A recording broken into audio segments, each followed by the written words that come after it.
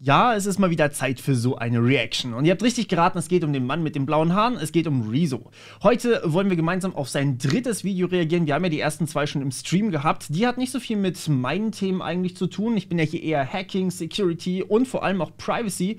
Und das heute soll scheinbar mehr damit zu tun haben. Das habt ihr mir gesagt, habt ihr mir geschrieben und deswegen habt ihr euch auch eine Reaction von mir drauf gewünscht. Es geht scheinbar viel um den lieben Herrn Seehofer. Es geht scheinbar auch viel um Staatstrojaner und Überwachung. Zumindest habt ihr mir das so gesagt und das möchte ich heute so ein kleines bisschen ergänzen. Ich habe das Video noch nicht gesehen, natürlich, ansonsten wäre die Reaction nicht so eine Reaction, ne? Und deswegen starten wir jetzt direkt durch. Okay, es geht los. Ja, es ist wieder Zeit für so ein Video. In diesem Video geht es um krasse Formen von Korruption und Machtmissbrauch in der Politik. Nicht darum, dass irgendwer mal irgendwas bürokratisch nicht korrekt abgerechnet hat und damit irgendwie ein paar hundert oder ein paar tausend Euro gespart hat, sondern es geht teilweise um Selbstbereicherung im Millionenbereich. Bevor ich für dieses Video recherchiert hatte, war mir schon irgendwie bewusst, dass da nicht alles optimal läuft. Aber ohne Witz, wie viel es da gibt, auf welchem shady Level sich das teilweise abspielt und wie easy Korruption in unserer Politik ist, hat mich hart schockiert. Wir werden in diesem Video zuerst darüber reden, welche Möglichkeiten ich als Politiker für Korruption hätte. Danach sprechen wir darüber, welche Parteien sich für oder gegen Transparenz einsetzen und am Ende geht es noch um die größten Finanzskandale ever. Buckle up, es wird crazy. Auch in diesem Video geht es wieder grundsätzlich um alle Bundestagsparteien. Aber wenn fast alle krassen Fälle bei einer Partei vorkommen, dann muss man für eine neutrale Betrachtung natürlich auch fast nur über diese Partei reden. Alles andere. Lasst mich raten, die meisten Fälle sind bei der CDU. Allein die Massenskandale sind ja gefühlt so viel wie bei allen anderen Parteien zusammen. Aber das liegt halt einfach daran, dass die CDU permanent am Regieren ist. Und die Partei, die halt am Regieren ist, am größten ist im Bundestag, die ist natürlich irgendwie auch am spannendsten irgendwie zu unterwandern, weil man da natürlich am meisten noch rausholen kann. Ich meine, wenn du in der Regierung sitzt, dann kannst du halt tatsächlich am meisten mitbestimmen. Dann kannst du die Gesetze beschließen, weil du eine Mehrheit hast. Die Minderheit kann ja keine Gesetze beschließen in dem Sinne.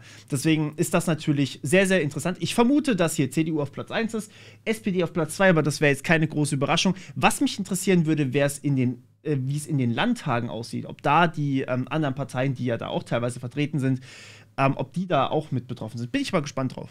Wäre einfach unjournalistisch. Und natürlich sind wie immer die Quellen verlinkt. Los geht's.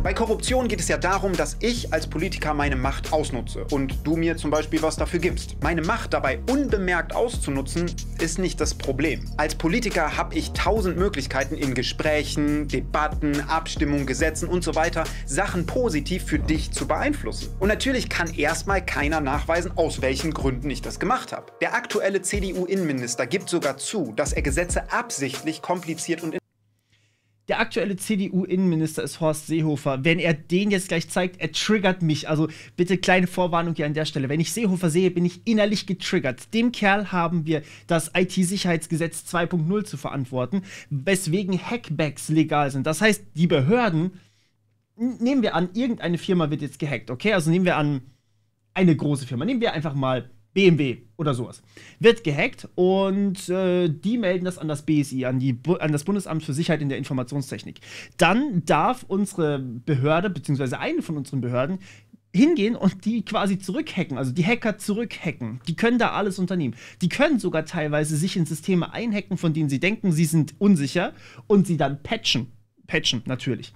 Ja, also solche Sachen stehen da drin. Das ist halt natürlich kein IT-Sicherheitsgesetz, sondern ein IT-Unsicherheitsgesetz. Sollte klar sein, denn wenn man hacken kann, dann ist es nicht sicher. Das kann natürlich auch jeder böse Hacker irgendwie ausnutzen. Aber ja, der Kerl triggert mich deswegen ein bisschen. Sorry dafür. Intransparent macht. Man muss Gesetze kompliziert machen, dann ist es, fällt es nicht so auf. Klar. Wir machen nichts Illegales, wir machen Notwendiges. Ja, aber auch Notwendiges wird ja oft unzulässig in Frage gestellt. Natürlich, man kennt es. Man macht Gesetze sicher, sodass die Bevölkerung nicht mitreden kann. Warte mal, wie heißt nochmal unsere Art, wie wir gerade leben sollten? Demokratie. Demos Kratos, Herrschaft des Volkes. Sehe ich ein bisschen anders, aber okay. Vertrauenswürdige Aussage, aber okay. Stellen wir uns vor, ich wäre korrupter Politiker. Dann könnte ich mich relativ easy für deine Interessen einsetzen, ohne dass mir das jetzt jemand unbedingt nachweisen kann. Aber ich will ja auch was davon haben. Und da wird's tricky, weil wenn du mir dann einfach einen Haufen Kohle überweist und ich dann so einfach alles absaugen, oh geil, oh Geld, ja. Dann fällt das ja schon irgendwie auf. Gibt es denn für korrupte Politiker überhaupt Möglichkeiten, dieses Problem zu lösen? Ja, Bitcoin. Oder noch besser Monero. Oder Zcash, also Kryptowährung generell, so anonyme Kryptowährung kannst du ja nicht nachvollziehen. Das ist ja genau der Sinn davon. Aber irgendwie haben unsere Politiker das noch nicht so ganz geschnallt. Die sind noch nicht im 21. Jahrhundert angekommen. Das ist unser Glück, aber es gibt ja trotzdem noch genug andere Möglichkeiten. Ja, es gibt einige. Und in den nächsten Parts schauen wir uns verschiedene Möglichkeiten an, samt passenden Korruptionsaffären, die leider wirklich so passiert sind. Meine Favorite-Möglichkeiten, also wo ich der Meinung bin, dass es am sichersten ist, kommen am Ende. Starten wir aber mit der simpelsten Form. Amy. Einfach Geld überweisen. Easy. Also die simpelste Form von Korruption ist, wenn ich meine politische Macht nutze, um einem Unternehmen einen Vorteil zu verschaffen und das Unternehmen mich dann dafür bezahlt. Allein in diesem Jahr gab es eine ganze Reihe von CDU-Politikern, die genau diesen Vorwurf bekommen. Ihr habt vielleicht schon mal von diesen Maskendeals gehört. Ermittlungen wegen Bestechlichkeit, hohe Provisionen beim Geschäft mit der Pandemie. In der Affäre um Geschäfte mit Corona-Schutzmasken muss sich die Union mit Vergangenheit beschäftigen, mit üppigen Vermittlungsprovisionen. Fahnder auf dem Flur der CSU-Fraktion auf Anordnung der Generalstaatsanwaltschaft. Alle wollten offenbar mitverdienen beim Maskengeschäft. Die Korruptionsskandale ziehen immer weitere Kreise. Guys, alleine das sind zu viele Skandale, als dass ich sie hier alle erklären kann. Und bei allen geht es um CDU-Politiker und sau viel Geld. Aber nur um... Und das Traurige ist halt, man kann es halt so leicht nachvollziehen. Ne? Die haben sich halt nicht mal Mühe gegeben, das zu verschleiern. Wenn die sich Mühe gegeben hätten, dann wäre das niemals rausgekommen. Das bedeutet, es gibt noch so viele Skandale, die wir einfach nicht gesehen haben, weil die Politiker einfach ein bisschen cleverer waren. Ein Beispiel zu erklären. Der Staat musste in der Corona-Pandemie ja viele Masken kaufen, von unseren Steuergeldern natürlich. Stellen wir uns mal vor, du wärst ein Unternehmen, das Masken herstellt. Dann könntest du ja einfach ein ganz normales Angebot machen. Aber das machen andere ja auch und dann würde das beste Angebot ja ausgewählt werden. Wenn du aber vielleicht gar nicht das beste Angebot hast, dann könntest du mir, korrupten Politiker, ja vielleicht einfach Geld geben, damit ich dir trotzdem den Auftrag klar mache. Aber warte, das wird doch keiner machen, oder? Doch, eine Gruppe um CDU-Politiker haben scheinbar genau das gemacht. Also laut Recherchen haben diese CDU-Politiker dafür gesorgt, dass 60 Millionen Euro Steuergelder für den Kauf von Masken an ein Unternehmen gehen. So, Fun Fact jetzt, wenn 60 Millionen an das Unternehmen geben, dann sind das nicht deren 60 Millionen, also die von den Politikern, weil die bezahlen das ja nicht. Das sind ja Steuergelder, ja? Das haben wir bezahlt und die Firmen bezahlt. So, jetzt nehmen wir aber mal an, von diesen 60 Millionen, die an die Unternehmen gehen, fließen wieder, sagen wir mal einfach nur, sind wir nett, ja, sagen wir 1 Million fließt wieder zurück. Das ist nicht viel.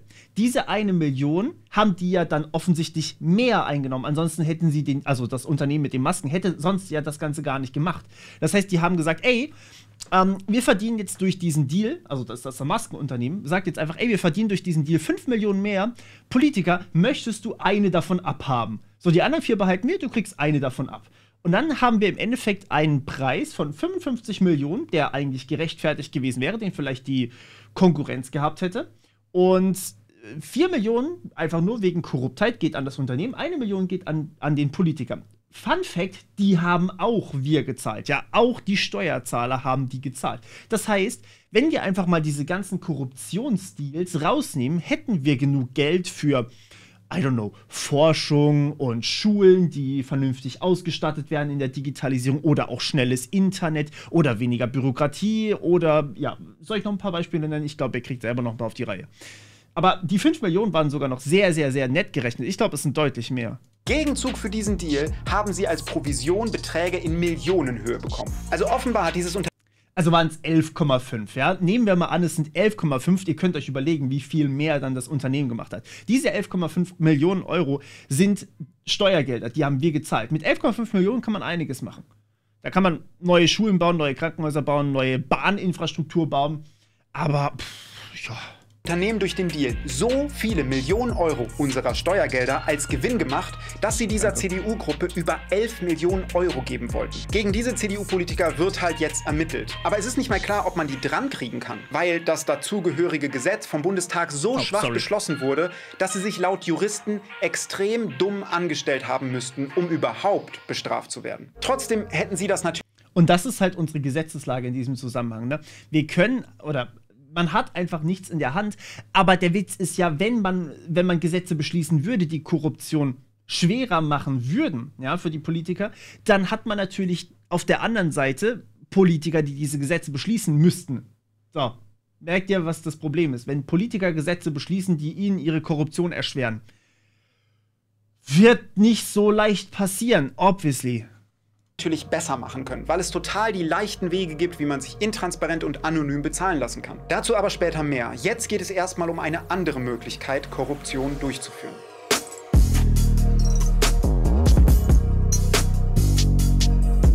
Parteispenden sind nicht per se was Schlechtes. Wenn Privatpersonen mal 100 oder 1000 Euro spenden, dann ist das ja total cool, weil damit kann man ja auch die lokale Lieblingspartei supporten. Sind ja vielleicht viele fleißige Leute da und warum nicht unterstützen? Aber wenn jetzt große, mächtige Unternehmen riesige Summen zahlen, dann hat das direkt einen weirden Beigeschmack. Machen die das aus Nettigkeit? Haben die einfach Bock drauf gehabt? Oder erhoffen die sich vielleicht eine Gegenleistung? Und come on, natürlich liegt das nicht fern, dass Politiker davon mindestens unterbewusst irgendwie beeinflusst werden. In manchen Fällen ist das aber...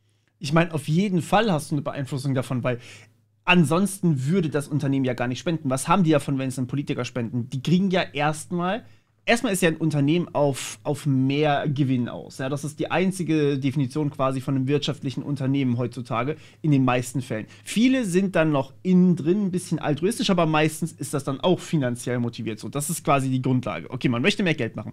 Warum würde man dann an irgendwen was spenden? Entweder, um das Image aufzupolieren, deswegen spenden viele Firmen an gemeinnützige Organisationen, oder wenn es halt eine sehr kleine Firma ist mit einem sehr, sehr netten Menschen drin, der unbedingt allen Menschen irgendwie helfen möchte, dann, oder einfach viel zu viel Geld hat, dann spendet man halt an andere. Aber an eine Partei zu spenden, vor allem an eine Partei, die in der Regierung ist, die jetzt keine Hilfe braucht, weil sie sehr, sehr klein ist, warum würde man das tun? Weil davon kriegst du weder einen besseren Ruf, davon kriegst du nichts zurück irgendwie, dadurch, dass du jetzt zum Beispiel irgendwie ein Startup aufgekauft hast oder sowas. Du könntest das Geld auch direkt investieren in die Wirtschaft und dann irgendwie Forschung betreiben, mehr Sachen bauen oder sonst irgendwas. Aber wenn man an so eine Partei spendet, dann erhofft man sich ja schon, dass irgendwas wieder zurückkommt. Und das ist halt genau der Punkt. Aber auch eher offensichtlich. Zum Beispiel dieser Dude hier. Das ist so ein Rich Kid. Also, obviously ist er jetzt alt, aber der ist halt schon reich auf die Welt gekommen, weil Papa halt reich war. Der Papi war übrigens cool mit Hitler und hat damals Banken bekommen, die seine Nazi-Friends den Juden weggenommen haben. Also, sympathisches Erbe. Naja. Warte. Was? Okay, lass mal ganz kurz zusammenfassen. Der da muss ich machen, so da, der hat sein Vater hat Banken von den Juden weggenommen bekommen. Also die Nazis haben dem Juden die Banken weggenommen, haben sie dem Daddy gegeben und er hat sie geerbt. Aber er darf sie behalten? Sowas ist doch nicht legal, wenn man Leuten was wegnimmt. Also klar, damals war es vielleicht legal, weil die Rechtslage damals sehr, sehr komisch war. Warum muss er die nicht zurückgeben? Verstehe ich nicht. Ja. Er hier hat jedenfalls eine Menge Hotels. Und dann hat er mal der FDP so eine gute Million und der CDU auch noch mal so 800.000 Euro gespendet. Und diese beiden Parteien hatten danach irgendwie voll Bock, Steuern für Hotels zu senken und haben das auch so circa ein Jahr nach den Spenden dann gemeinsam verabschiedet. So mussten auch seine Hotels danach weniger als die Hälfte dieser Steuer bezahlen. Aber ey, natürlich beeinflussen Parteispenden Politiker nicht. Niemals. An so shady Spendenaffären gibt es übrigens wieder so viele, dass ich die hier nicht alle aufzählen kann. Neben der CDU und FDP gab es auch mehrere große Fälle bei der SPD und bei der AfD. Aber vor allem ist halt die CDU dafür bekannt. Der größte Fall von solcher Spendenkorruption war sogar mal ein dauerhaftes System von illegalen Parteispenden bei der CDU. Da gab es verdeckte Konten, Geldwäsche und riesige Summen wurden in so Bargeldkoffern auf Parkplätzen an CDU-Leute übergeben. Kein Scheiß, das ist passiert. Full on Breaking Bad Shit bei denen. Say my name. CDU. Also, Spenden sind definitiv eine Möglichkeit für Korruption. Und solange man jetzt nicht eine große Spende auf einen Haufen macht, sondern das schön über Jahre verteilt, ist es auch viel schwieriger nachzuweisen, ob davon jetzt irgendwelche Entscheidungen beeinflusst wurden. Aber eine Sache stört dann doch, weil bei so einer großen Spende muss man halt öffentlich sagen, wer da gespendet hat. Aber auch da gibt es super Tricks, wie man das wieder umgehen kann. Bisher muss erst ab 10.000 Euro öffentlich gemacht werden, wer das Geld gespendet hat. Das heißt, wenn ich jetzt... das ist sowieso wieder so eine Schwachsinnsregel, ne? Diese 10.000 Euro, die haben wir momentan, oder die will die EU jetzt auch generell als Bargeld-Transaktionsregel festlegen. Das heißt, wenn ihr irgendwo ein Auto kauft und mit Bargeld bezahlt, dann soll das nicht mehr möglich sein, weil ihr natürlich mehr als 10.000 Euro zahlt. So, das soll generell überall gelten. Also man darf quasi keine Zahlungen mehr mit mehr als 10.000 Euro machen. Wenn ihr aktuell mehr als 10.000 Euro ins Ausland überweist, müsst ihr auch bei der Bundesbank anfragen, was zur Hölle, oder angeben, was zur Hölle ihr da entweder bekommen habt oder abgegeben habt und warum das da war, ob das gewerblich ist, ob das privat ist, was genau da drin ist und so weiter und so fort. Also halt quasi voll auf so Kontrolle und reingucken, was da eigentlich so gelaufen ist quasi.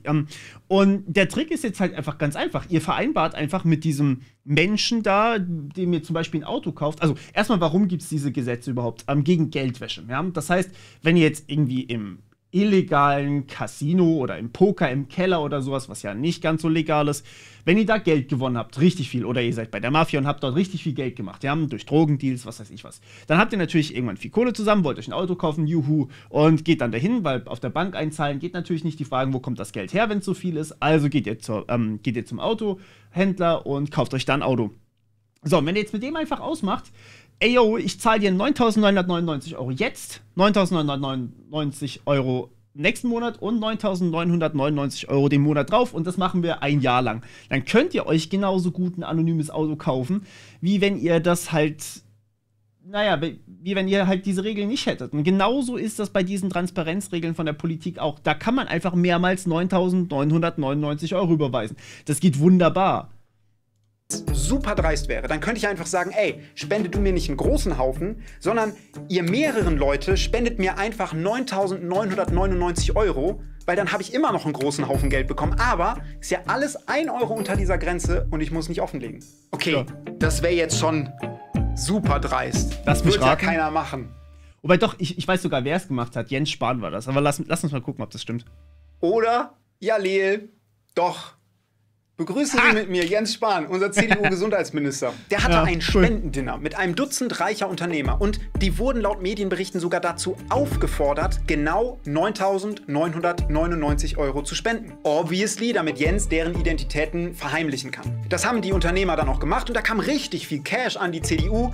Und der Jens, der verschweigt bis heute seinen Wählerinnen und Wählern, wer diese Geldgeber überhaupt waren. Jens hat diese Masche übrigens nicht mal erfunden. Bei einer ziemlich großen Spendenaffäre eines SPD-Politikers kam dieser Move zum Beispiel auch vor. Und es gibt sogar noch andere Tricks, wie man als Partei super easy verheimlichen kann, welche Unternehmen einem riesige Summen gegeben haben. Fakt ist, wenn ich korrupter Politiker wäre, hätte ich durch Spenden ziemlich gute Möglichkeiten dazu. Ich kann sehr große Zahlungen für mich oder meine Partei bekommen und mit ein paar einfachen Tricks kann ich sogar easy dafür sorgen, dass die Bevölkerung nie rausfindet, wer uns da bezahlt hat.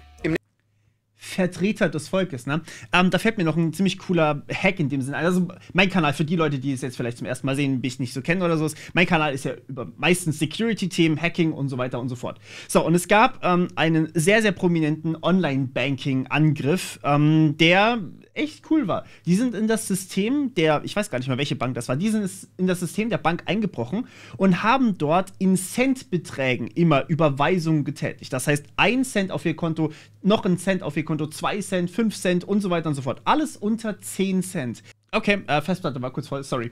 Weil bei 10 Cent ist die Grenze gewesen, dass diese Transaktionen einfach unter 10 Cent nicht aufgezeichnet wurden von der Bank und über 10 Cent wurden sie aufgezeichnet. Und wenn dann natürlich mehrere tausend Konten oder sowas 10 Cent Beträge oder mehr als 10 Cent überweisen, dann fällt das relativ schnell auf und man kann sagen, ey, Hack. Wenn man aber unter 10 Cent bleibt und das halt mehrere Millionen Mal macht, hat man auch ein paar Millionen Euro. Und so sind die tatsächlich mit mehreren Millionen Euro abgehauen, was ziemlich krass war, weil es halt niemand mitgekriegt hat. Und seither gibt es halt bei Banken immer auch bei unter 10 Cent Beträgen eine quasi Aufzeichnung und die haben quasi die Gefahrenzone so ein bisschen runtergesetzt auf halt 0 Cent. Das heißt, immer wird aufgezeichnet und man verfolgt halt immer, ob irgendwie ein Hack stattfinden konnte. Das fand ich ziemlich geil. Im nächsten Part geht es um eine weitere Korruptionsmöglichkeit, nämlich, dass du einfach als Politiker Unternehmen pusht, in denen du selbst mit drin hängst. Oh ja, Philipp Amthor. Ganz toll. Das hier ist Philipp Amthor, auch CDU. Und der hat mal von einem Unternehmen richtig viel dafür bekommen, dass er seine politische Macht für die genutzt hat. Also er hat unter anderem... Fun Fact, er ist ja ungefähr in meinem Alter. Und man sagt ihm nach, dass er damals war er der älteste 27-Jährige der Welt.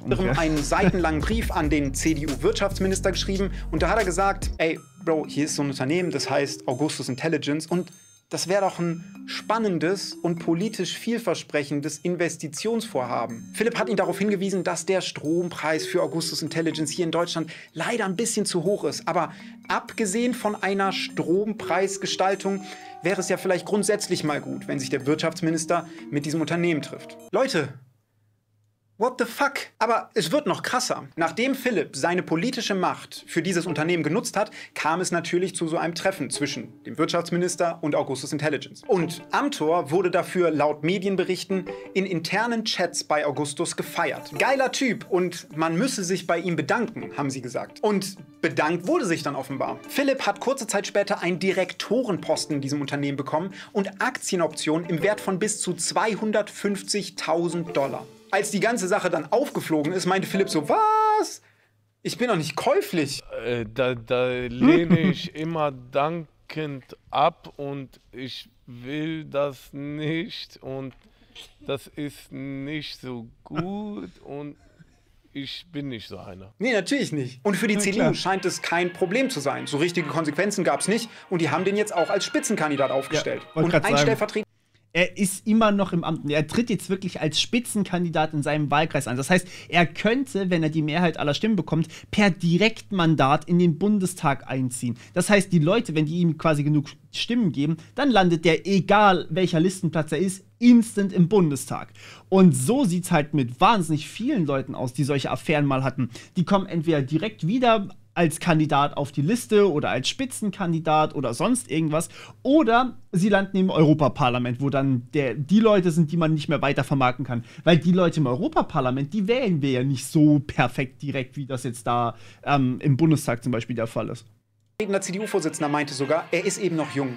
Da trifft man im Überschwang noch leichter falsche Entscheidungen. What the fuck? Er ist ein erwachsener Mann, der seit über 10 Jahren politisch aktiv ist. Es geht hier nicht um irgendeinen kleinen Ausrutscher, sondern um eine ganze Reihe von aktiven Handlungen, von Gesprächen, Teilnahme an Treffen, dem Verfassen von seitenlangen Schriftstücken, dem Annehmen von riesigen Gegenwerten und all das hat sich über viele Monate hingezogen. Also natürlich hat er noch nicht so viel Erfahrung und lernt dazu. Bezüglich Korruption halt. Beim nächsten Mal wird der solche Absprachen halt nicht mehr per Brief machen, sondern mündlich oder per SMS. Weil dann hätte man ihm viel schwerer nachweisen können, wie er sich für dieses Unternehmen eingesetzt hat. Oder er verschlüsselt seine E-Mails und dann haben wir gleich gar keine Chance mehr, weil dann kann man ja einfach die E-Mails löschen. Warte mal, das war doch auch bei irgendwem der Fall. Ursula von der Leyen hatte doch mal, weil sie Sicherheitsbedenken hatte, die E-Mails gelöscht. Aber wir kriegen Staatstrojaner, der die ganzen E-Mails mitliest. Wir kriegen Chatkontrolle, die alle E-Mails und WhatsApp-Nachrichten etc. mitlesen soll. Ja, ne? Ist geil. Und da gab es noch irgendeinen Fall, wo auch die E-Mails gelöscht wurden. Der zweite fällt mir gerade nicht mehr ein. Ich meine, das war auch einer von der CDU auf jeden Fall. Aber nagelt mich nicht drauf fest. Vor allem duckt er sich bei diesem Thema einfach kategorisch weg. Oh, in ja, einem CDU-Livestream für junge Leute, meinte er mal. Mache ich keinen Bogen drum, gehört auch dazu, finde ich, in der Politik, dass man Fehler eingesteht, daraus Konsequenzen zieht und daraus lernt. Und deswegen gilt für alle Streams, auch für diesen, wir machen auch um unangenehme Themen keinen Bogen. Und wir lesen auch das, was ihr im Chat schreibt. Ja, und die jungen Leute haben dann vor allem dazu viele kritische Fragen gestellt. Allein 585 Mal kam in diesem Livestream Fragen zu Augustus Intelligence. Ist er darauf eingegangen? Überraschung. Natürlich nicht. Mache ich keinen Bogen drum. Bro, wenn du dieses Thema schon intransparent ignorieren möchtest, dann laber doch wenigstens nicht so ein "Ich mach keinen Bogen um unangenehme Fragen" Bullshit. Im nächsten Part fasse ich nochmal zusammen, wie man Korruption richtig macht. Also welche easy Wege man nutzen kann, um kaum oder keine nachweisbaren Spuren zu hinterlassen.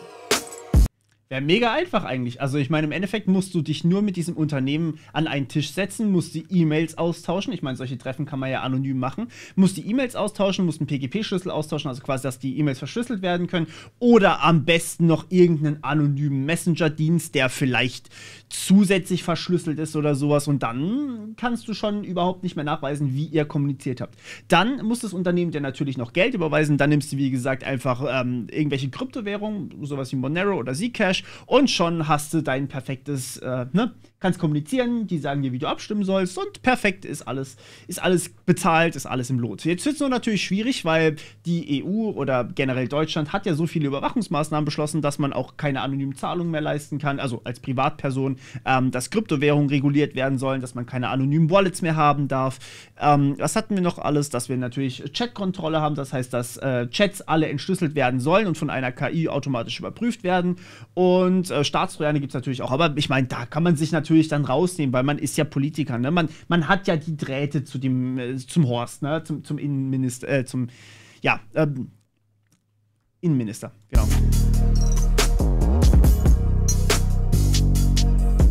Wäre ich ein korrupter Politiker, dann würde ich verschiedene Möglichkeiten nutzen, damit nicht nachweisbar ist, dass ich meine politische Macht missbraucht habe. Hier einmal ein paar Tipps, wie das richtig gelingt.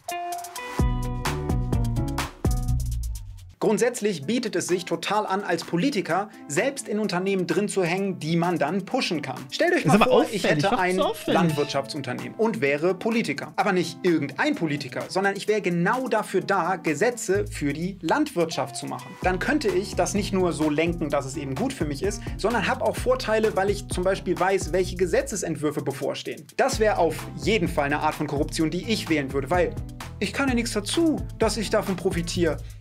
Das war jetzt übrigens nicht nur so ein random Beispiel, weil ratet mal, wie viel von den Landwirtschaftsabgeordneten selbst oder familiär ein Landwirtschaftsunternehmen am Laufen haben. Jeweils diese Anteile hier. Fällt euch wieder... 12 von 17, das muss man sich mal geben, ne? Wir haben in der CDU 17 Gramm... oh, ihr seht das gar nicht. Gebt mir eine Sekunde. So, 12 von 17 bei der CDU, 1 von 3 bei den Grünen und 1 von 11 bei der SPD und 0 von 3 bei den Linken. 12 von 17, warum brauchen wir überhaupt so viele Agrarminister? Aber gut, das ist natürlich jetzt dahingestellt. Aber grundsätzlich ist der Anteil schon wirklich, wirklich hoch. Das ist ja prozentual gerechnet, das muss man sich mal geben. Wenn die Grünen halt mehr hätten, vielleicht wären es dann trotzdem 33%, aber fast 75% ist wirklich viel. Aber grundsätzlich muss man da natürlich auch eine Sache zu sagen. Und dazu rutsche ich mich mal wieder auf die andere Seite rüber. Wenn man in so einem Unternehmen drin ist, kann man natürlich auch deutlich besser irgendwie beurteilen, was für Gesetze wir brauchen. Das heißt, wenn wir zum Beispiel, also wenn ich jetzt Digitalminister oder sowas wäre und ich bin Informatiker und ich habe natürlich auch irgendwie selber eine Informatikfirma, weil eventuell bin ich ja nicht mein Leben lang Bundestagsabgeordneter. Hoffentlich nicht, das möchte, glaube ich, niemand. Und die meisten haben ja irgendwelche Nebenjobs. Nehmen wir einfach mal die Nebenjobs raus. Sagen wir einfach mal, ich habe ein Unternehmen und das liegt mehr oder weniger still, während ich im Bundestag bin. Was ich die beste Option fände, weil die Leute werden mehr als genug bezahlt. Dann ist es trotzdem hilfreich, wenn ich so ein Unternehmen habe oder hatte. Weil ich kenne mich natürlich in dem Bereich aus. Ich bin schon lange der Meinung, dass ausschließlich diese Leute wirklich die Ministerposten innehaben sollten, die sich auch mit dem Thema auskennen. Warum ist der Digitalminister oder unsere Digitalministerin, warum ist die keine Informatikerin? Warum ist die Frau, die aktuell Europaparlament-Vorsitzende ist, vorher mal Außenministerin gewesen und dann noch Familienministerin, irgendwie sowas. Ich bin mir gerade nicht mehr ganz so sicher über ihre Laufbahn, aber solche Sachen sind da halt dabei. Warum wechseln die Ministerposten einfach so durch, als wäre es quasi Roulette? Das macht irgendwie keinen Sinn in meinen Augen. Deswegen finde ich es gut, wenn die Leute Ahnung davon haben. Aber wenn man natürlich Gesetze beschließt, von denen man selber profitiert, die aber der Allgemeinheit nicht nützen, dann ist das halt Korruption. Und da, finde ich, sollte man halt als Volk auch die Möglichkeit haben zu sagen, nein, das nicht gut. So, das wäre halt eine Option. Und da die Balance zu finden, ist, glaube ich, super, super schwer. Aber wenn man es nicht hinkriegen kann, ja, also ich finde es nötig, dass man es hinkriegt. Ich finde das wirklich wichtig. Wieder was auf.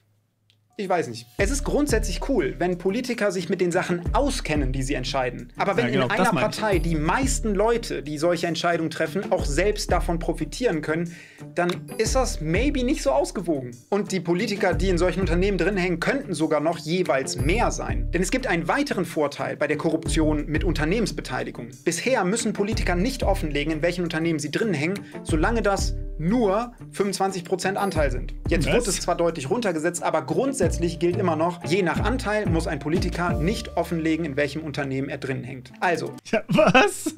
Das ist ja mega geil. Das heißt, ich kann quasi meine sagen wir einfach mal, es sind noch aktuell 10%, keine Ahnung. Oder nehmen wir einfach die 25%. Dann nehme ich einfach mir 4 Kollegen, dann sind wir zu 5. Ich mache ein Unternehmen auf und niemand weiß, wer wir sind, oder wie?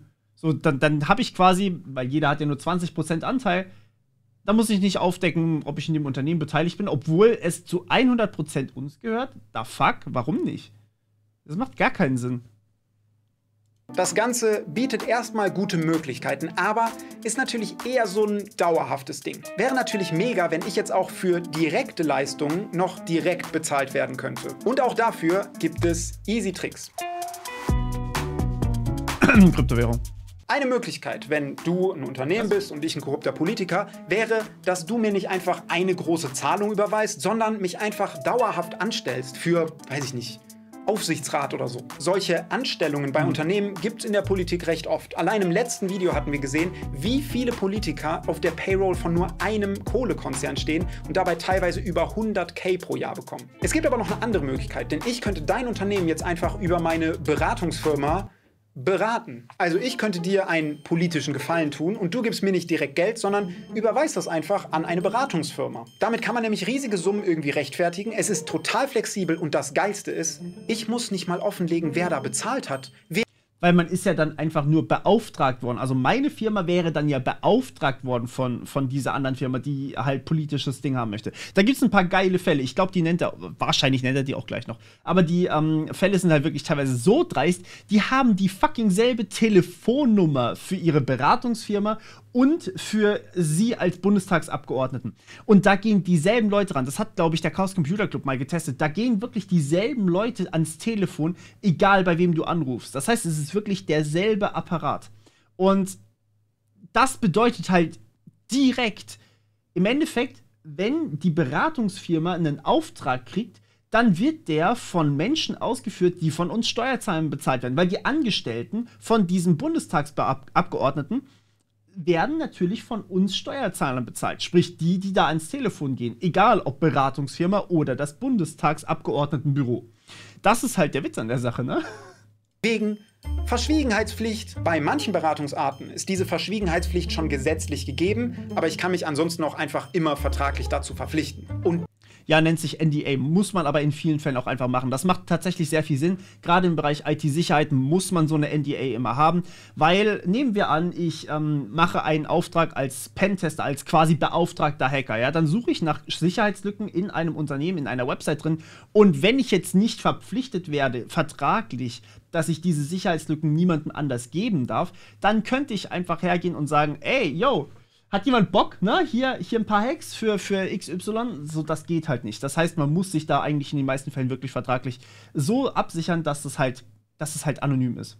Dann müsste ich, selbst nach den neuesten Gesetzen, nur sagen, welche Branche meine Kunden wären. Und selbst das nur in manchen Fällen. Ja, aber Rezo, das ist doch nur eine theoretische Möglichkeit, als ob dies Beraten jetzt so flächendeckend in der Politik gemacht wird. Naja, halt schon. Innerhalb von 3 Jahren haben Bundestagsabgeordnete mehr als 11 Millionen Euro nebenher bekommen, bei denen sie nicht sagen, wer denen das gegeben hat. Weil ist ja Beratung und so. Teilweise bekommen einzelne Bundestagsabgeordnete mehrere 100.000 Euro von einzelnen anonymen Mandanten. Geringverdiener. Ja klar, weil die Bundestagsabgeordneten einfach so gut beraten.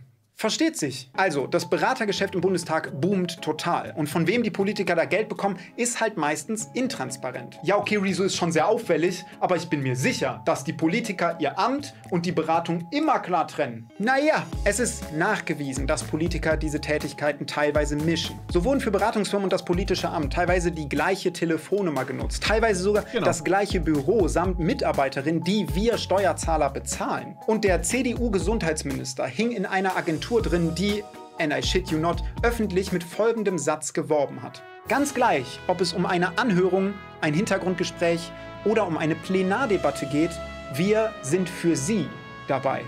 Also, es ist nicht nur naheliegend, dass Abgeordnete diese Tätigkeiten nicht klar trennen, sondern teilweise auch faktisch nachgewiesen. So, wir haben bisher in diesem Video gesehen, dass es ganz verschiedene Möglichkeiten für Korruption gibt. Also, falls jemand ein korrupter Politiker wäre, dann wäre es im aktuellen System wirklich nicht schwer, seine politische Macht zu nutzen, um sich selbst oder anderen Vorteile zu verschaffen. Und vor allem gilt, hätten die Politiker, bei denen es jetzt diese riesigen Skandale gab, einfach diese Tipps befolgt, dann würden wir vielleicht von deren Deals bis heute nichts wissen. Das heißt aber im Schluss auch, ne, dass wir so viele Deals vielleicht nicht wissen, die stattgefunden haben.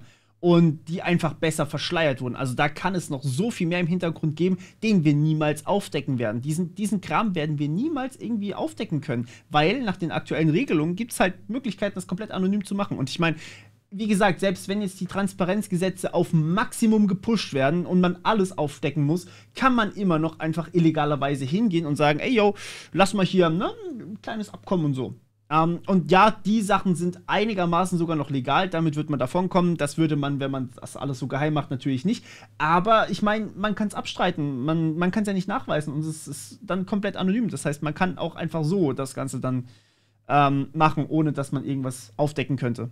Wirklich clean ausgeführte Korruption fliegt wahrscheinlich nie auf. Und ganz nebenbei, zu sagen, es existieren keine weiteren Korruptionsfälle, außer die bisher aufgeflogen sind, ist exakt so dumm, wie zu sagen, es gibt keine anderen Drogendealer, außer die gekriegt wurden. Natürlich ist die Dunkelziffer immer höher und jeder, der was anderes behauptet, macht sich einfach lächerlich. Aber wieso gibt es denn all diese guten Möglichkeiten für Korruption? PolitikerInnen dürfen ja sehr relevante Infos über Spenden, Auftraggeber, Unternehmensbeteiligung etc. einfach komplett verheimlichen. Wer das so beibehalten möchte und welche Parteien das ändern wollen, sehen wir uns jetzt im nächsten Part an.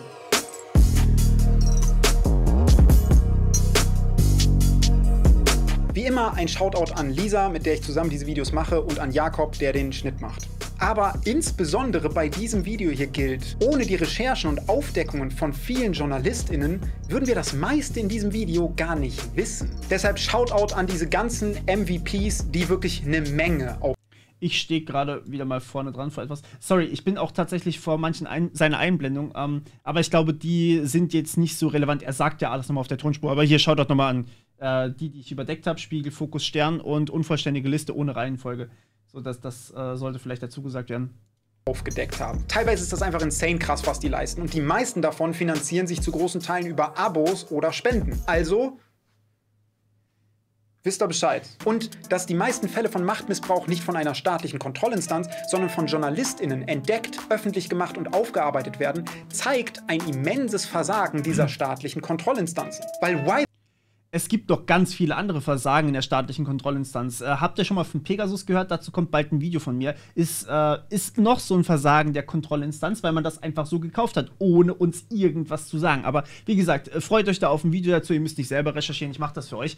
Ja, es ist auch ein länglicheres Thema, deswegen will ich jetzt gar nicht so lange drauf eingehen. Ist tatsächlich eins von vielen. Why the fuck fällt das nicht häufiger auch ohne die Presse auf? Können die das nicht? Oder wollen die das vielleicht gar nicht? Kontrolle, Lel. Es gibt für den Bundestag schon lange Transparenzregeln und die sollen jetzt sogar noch ausgebaut werden. Aber der Umfang dieser Regeln ist gar nicht das Problem, sondern die fehlende Kontrolle. Denn ob diese Regeln im Bundestag eingehalten werden, wird praktisch kontrolliert von einem Dude im Bundestag. Ja, Leel. Ratet mal, wie oft es beim Verstoß dieser Regeln schon Sanktionen gab. Ein fucking Mal. Es gibt sogar einen Fall, in dem ein Bundestagsabgeordneter, ja auch wieder CDU, über 9 Jahre lang jedes einzelne Jahr diese Transparenzregeln gebrochen hat. Und die Kontrollinstanz im Bundestag wusste auch davon. Gab es irgendeine Strafe? Nein. Ja, wow. Der Typ meinte... Das ist halt tatsächlich ungefähr so, als würde man sagen, ey yo, du bist Drogenkonsument und Abhängiger, du kontrollierst jetzt, ob irgendjemand im Park Drogen verkauft. Clever. Sogar selber, dass es über viele Jahre keinen gejuckt hätte, dass er diese Regeln bricht. Also das primäre Problem scheinen hier nicht die Regeln selbst zu sein, sondern dass die einen Politiker, die anderen Politiker kontrollieren sollen, einfach auf deren Verstöße komplett scheißen und diese sogar aktiv der Bevölkerung gegenüber verheimlichen wollen. Das System ist da also absolut broken. Und solange keine Regierung an die Macht kommt, die eine unabhängige Kontrollinstanz einführt, wird dieses Problem auch bestehen bleiben. Ich meine... Und das ist halt der Witz an der Sache, ne? Man braucht Politiker, um Gesetze zu beschließen, die Politiker limitieren. Das heißt, faktisch unmöglich.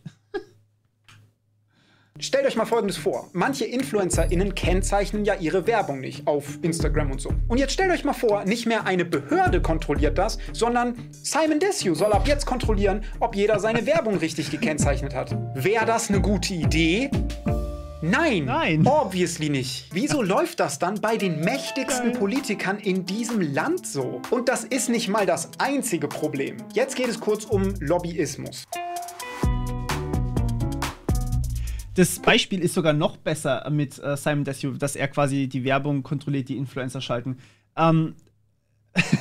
Weil natürlich ist eigentlich so eine Werbung, hat tatsächlich einige Parallelen. Ich meine, man hat natürlich auch ein bisschen eine Macht, sag ich jetzt mal, man macht Werbung für einen Dienst. Und naja, Politiker, okay, die machen keine Werbung dafür, die beschließen einfach die Gesetze, ohne dass irgendjemand sein Gehirn einschalten kann überhaupt. Ich meine, ich kann nicht sagen, ey, yo, das Gesetz gilt jetzt nicht für mich, weil da ist Werbung drin, die nicht gekennzeichnet wurde. Das kann ich bei einer Werbung halt schon machen. Aber trotzdem fand ich das Beispiel super. Politik wird ja von verschiedenen Seiten beeinflusst. Und in einer Demokratie ist das auch gut so und Sinn der Sache. Direkte Streitgespräche, politische Meinungsbeiträge in Zeitungen oder Social Media, Demonstrationen, Petitionen etc. können das Denken und Verhalten von PolitikerInnen beeinflussen. All das sind Teile des öffentlichen Diskurses, also sozusagen Beeinflussungsversuche, bei denen völlig transparent ist, wer will hier eigentlich was von wem. Und das ist gut, dass das so transparent ist. Es gibt aber noch eine andere Form der politischen Beeinflussung, nämlich direkte Treffen und Kontakte mit PolitikerInnen. Große Unternehmen geben Dutzende Millionen Euro jedes Jahr für sowas aus. Also, die bezahlen zum Beispiel professionelle Beeinflusser dafür, möglichst enge Kontakte in die Politik zu haben, sich mit denen da zu treffen und Entscheidungen mitzulenken. Das muss. Ihr wisst ja, wie das ist, ne? Lobbyismus ist einfach nur legalisierte Korruption. Das ist, nein, natürlich überspitzt, das war jetzt nur ein Sprichwort, aber trotzdem, es geht schon ein bisschen in die Richtung. Auch per se nichts Schlimmes sein, aber es ist definitiv eine viel mächtigere Form der Beeinflussung. Deshalb ist es obviously demokratisch notwendig, dass diese drei Sachen auch dabei transparent sind. Das ist aber leider nicht der Fall. Hunderte Lobbyismusleute dürfen im Deutschen Bundestag ungehindert ein- und ausgehen und Unternehmen schreiben sogar teilweise deutsche Gesetzestexte direkt mit. Kein Scheiß, die schreiben für Politiker die Gesetze teilweise vor. Das ist nachgewiesen. Und CDU und SPD haben jetzt nach diesen vielen Skandalen der letzten Jahre doch plötzlich gesagt, ey, da ändern wir was. Ja cool, das heißt, ab jetzt weiß die Bevölkerung, wer was mit wem bespricht? Nee, aber ihr wisst jetzt, wer. Was? Wir wissen jetzt zum Beispiel, hier existiert ein Lobbyist und der wird zum Beispiel von Volkswagen bezahlt. Das war's. Nicht mit welchen Politikern der sich trifft oder worum es bei diesen Treffen geht oder welche Gesetzestexte er mitschreibt. Basically nur, dass der existiert. Spürt ihr diese Transparenz? Also, selbst wenn die CDU und SPD... Der schlimmere Punkt, der mich da noch mehr dran stört, ist ja, es geht nicht nur um Lobbyisten von der Wirtschaft, die da reinkommen und einfach angehört werden, sondern die Politiker treffen sich viel, viel mehr, also verhältnismäßig so viel, treffen sie sich mit Wirtschaftslobbyisten und so viel mit NGOs, also sowas wie gemeinnützige Organisationen oder Stakeholder aus der Bevölkerung, sowas wie Chaos Computer Club oder einfach Leuten, die Ahnung haben von ihrem Thema und das dann einbringen wollen. Mit denen treffen sie sich ungefähr so viel oder gar nicht einfach. Und das ist halt das, weswegen die Wirtschaft so überrepräsentiert ist und die Bevölkerung oder die Leute, die halt nicht in einem riesigen Konzern sind oder generell kein riesiger Konzern ist, sind einfach wahnsinnig unterrepräsentiert. SPD nach 8 Jahren, in denen sie keinen Fortschritt bei Lobby geschafft haben, dann doch mal irgendwann auf Forderungen eingehen, kommt sowas dabei raus. Aber welche Parteien wollen eigentlich mehr als das? In diesem Part vergleichen wir jetzt die Parteien so ein bisschen miteinander. Unabhängig von den aktuellen Regeln gibt es ein freiwilliges Transparenzversprechen. Da können sich Bundestagskandidaten, die jetzt zur Wahl stehen, selbst verpflichten, dass sie zum Beispiel ihre Lobbykontakte oder Einnahmen öffentlich machen. Also, aus den Parteien machen das so viele Kandidaten. Für die FDP, AfD und CDU muss man noch ein bisschen rausscrollen. Da sind sie. Also muss man, glaube ich, auch nichts weiter zu sagen. Bei einer aktuellen Umfrage wurden Bundestagsabgeordnete gefragt, ob die derzeitigen Regeln für Spenden ausreichen. Die einzigen Parteien, bei denen kein einziger Abgeordneter sagte, dass die aktuellen Regeln ausreichen, sind die Grünen und die Linke. In manchen anderen Parteien haben viele Abgeordnete darauf nicht mal eine Antwort gegeben. So viel Prozent der Befragten hatten jeweils geantwortet, dass man die derzeitigen Spendenregeln verändern müsste.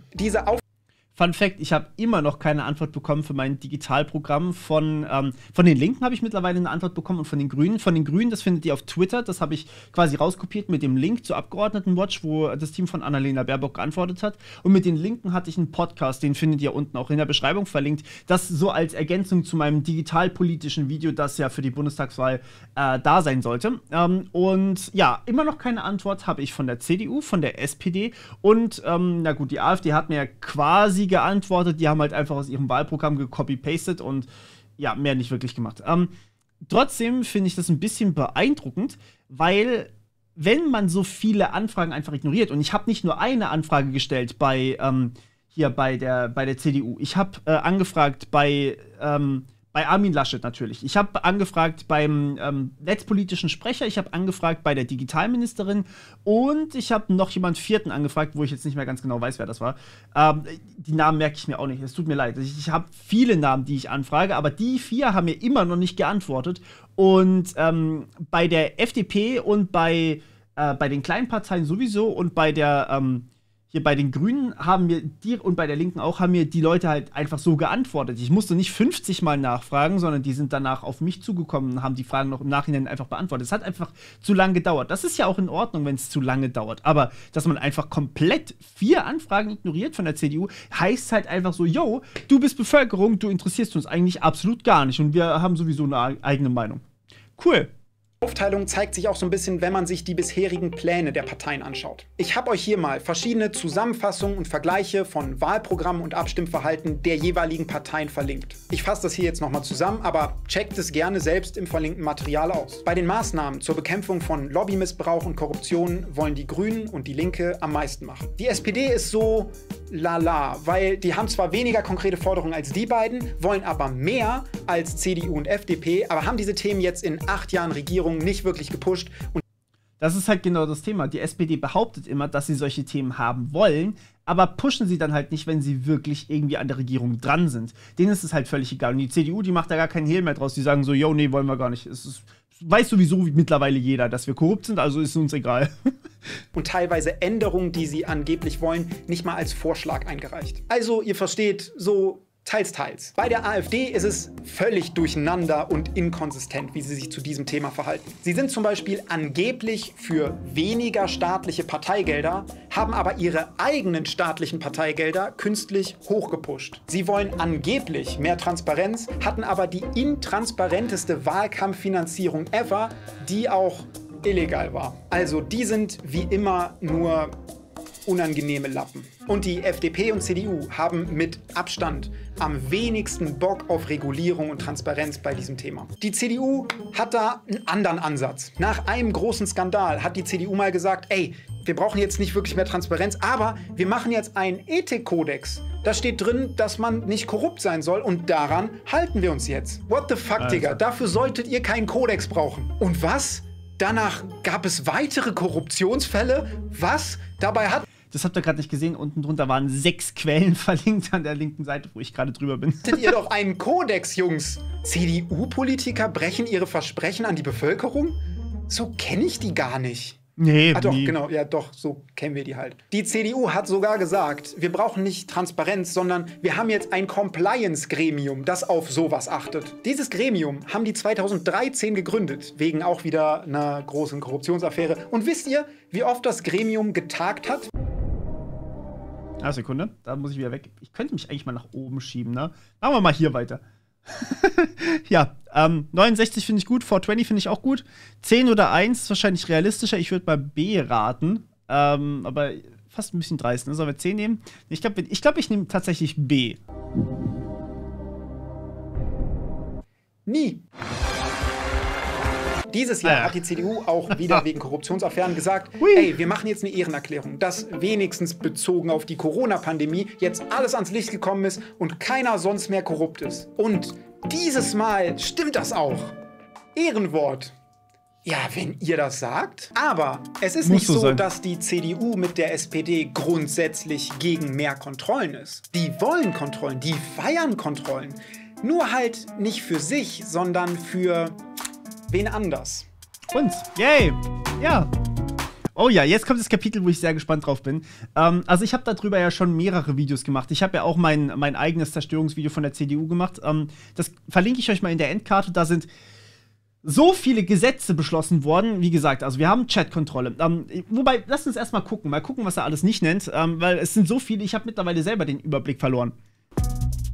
Okay, jetzt kommt ein ganz kleiner Exkurs, weil mir wichtig ist, an dieser Stelle ein krasses Ungleichgewicht klarzumachen. Die Regierung will zwar nicht mehr Kontrolle bei sich, aber eben bei uns. CDU und SPD sind die Parteien, die die Vorratsdatenspeicherung eingeführt haben, um alle Bürgerinnen und Bürger kategorisch zu überwachen. Das ist, ich glaube, er sagt es gleich wahrscheinlich sogar, aber das ist tatsächlich vom Verfassungsgericht mehrfach als verfassungswidrig eingestuft worden. Das heißt, die haben das einfach wieder gemacht, immer so kleine Änderungen. Und der Witz an der ganzen Sache ist ja, wenn man so kleine Änderungen macht und es dann wieder beschließt, dann ist das erstmal wieder ein Gesetz, das gültig ist, bis es als ungültig definiert wird. Und das bedeutet, es wandert wieder vor das Verfassungsgericht sagt nö, und dann ist halt das Gesetz wieder abgeschafft. Aber so lange besteht dieses Gesetz und es gab schon so häufig den Fall, ey, yo, wir machen jetzt Vorratsdatenspeicherung, nö, illegal. Okay, machen wir nochmal. Nö, illegal. Machen wir nochmal. Und dann haben wir immer so 2 Jahre lang haben wir es, dann haben wir es kurz nicht, dann haben wir es wieder 2 Jahre und so weiter und so fort, weil die halt so lange brauchen, bis es gerichtlich dann als nö definiert wird. Das ist der Witz daran. Obwohl es verfassungswidrig war und Studien gezeigt haben, dass es nicht mal etwas bringt. CDU und zu den Studien ganz kurz. Warum bringt Vorratsdatenspeicherung nicht? Muss man erstmal überlegen, was genau möchte man denn? Man möchte Kriminelle fassen. Okay, also sagen wir mal, jemand macht Cybercrime. Was gibt's denn da so? Okay, es gibt sowas wie Carding, ja? Das heißt, man kauft sich Kreditkarten im Darknet und bestellt dann damit. Ja, das kann ich auch einfach mit einem VPN oder mit einem Tor-Netzwerk machen und dann bin ich komplett anonym. Das heißt, Vorratsdatenspeicherung merkt sich bloß, dass ich im Tor-Netzwerk verbunden bin. Ob ich da jetzt auf Facebook.com unterwegs bin, ob ich da jetzt auf irgendwelchen Pornoseiten unterwegs bin oder ob ich dann halt irgendwelche illegalen Sachen mache. Oh, das gibt's ja gar nicht, das kann nicht aufgezeichnet werden. Ja, huch, hoppla. Das heißt, es funktioniert halt natürlich genau bei den Leuten, die sich nicht schützen. Das heißt, bei normalen Menschen funktioniert das wunderbar, dass man nachgucken kann, was hat wer wann angeguckt an Webseite, was hat wer wann angesurft. Und Metadaten, also klar, natürlich, der meiste Website-Traffic ist verschlüsselt. Ja, immer wenn HTTPS oben drüber steht, ist der Inhalt erstmal verschlüsselt. Das ist auch fein so, ja, ansonsten könnte jeder Hacker einfach mitlesen. Aber es gibt Metadaten. Das heißt, selbst wenn niemand weiß, was genau ihr auf dieser Seite angeguckt habt, gibt es immer noch Metadaten, wie zum Beispiel die URL-Zeile. Ja, nehmen wir einfach mal das als Beispiel. Das ist, glaube ich, das Einfachste. Nehmen wir an, ihr sucht auf einer Pornoseite nach irgendwelchen kranken Kategorien, okay? Dann stehen die häufig in der URL oben drin. Das bedeutet, man sieht immer noch, welche URL ihr angesurft habt, auch wenn der komplette Website-Inhalt verschlüsselt ist. Das heißt Metadaten, das heißt, man kann das immer noch sehen. Verschlüsselung schützt nur quasi den Inhalt. Das heißt, das Video, das vielleicht da angeguckt wurde, das sieht man nicht, aber man sieht halt die URL zum Beispiel. Also jetzt als kleine vereinfachte Darstellung, wirklich. Es ist ein bisschen komplizierter als das, aber ich will hier quasi für alles so ein bisschen zumindest mal darlegen, was da passieren könnte. Und SPD haben auch erst kürzlich beschlossen, dass eine ganze Reihe von staatlichen Behörden abhören darf oder sich heimlich in Google, Instagram etc. einhacken darf. Und die genau, also, das nächste ist, sie haben ja häufiger mal probiert, dass man Passwörter quasi rausgeben muss an die Überwachung oder an die staatlichen Behörden, also Polizei, BKA und so weiter und so fort. Passwörter rauszugeben, hat halt nicht so ganz funktioniert, ne? Weil, wenn man das Passwort rausgibt, oh wait, das ist ja verschlüsselt, beziehungsweise genau gesagt ist es gehasht. Ja, klar, dass das halt nichts bringt. Die müssen die Passwörter natürlich sicher speichern. Und 2FA und so weiter und so fort geht natürlich auch nicht. Was sie jetzt gemacht haben, war eben auf Europaebene zu sagen, man nimmt quasi eine KI und mit der analysiert man den Chat. Ich habe dazu schon ein Video gemacht. Ihr findet das Ganze auch hoffentlich in der Endkarte verlinkt. Und dort wird dann halt quasi der Text, den ihr quasi irgendwie per E-Mail schickt, wird von der KI analysiert und dann eventuell automatisiert eine Anzeige gestellt. Das ist der Witz dahinter. Das Ganze ist aktuell noch freiwillig und gilt nur für unverschlüsselte Dienste. Das heißt, die Dienste müssen noch nicht entschlüsseln dafür. Aber es wird, und übrigens, das war ursprünglich für diesen Monat, also September geplant, die haben das jetzt nach hinten verschoben auf Dezember.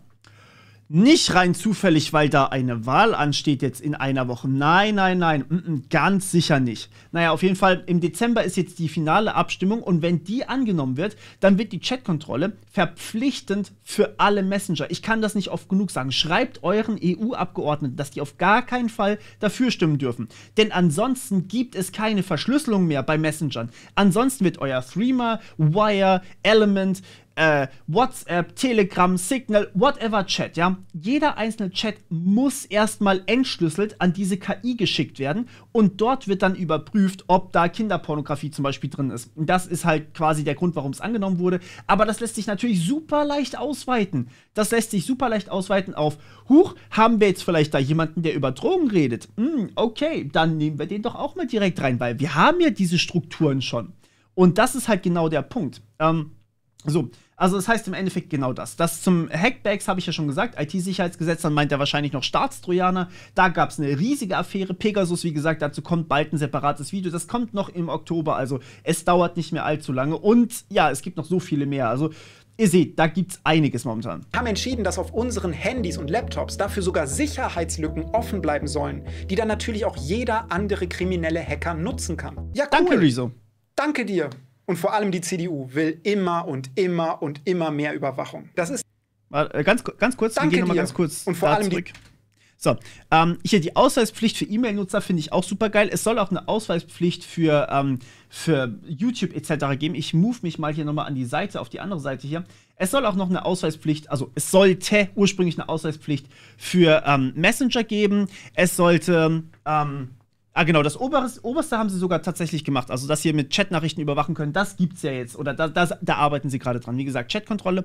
Dann das hier, das wollten, also, man hat tatsächlich irgendwann mal gesagt, man möchte gerne durch die Hintertür. Man möchte quasi sich eine eigene Hintertür einbauen. Und das ist ja jetzt für Staatstrojaner tatsächlich so. 19 Geheimdienste in Deutschland dürfen den Staatstrojaner einsetzen und wir hatten auch mehrere verschiedene Staatstrojaner in Deutschland.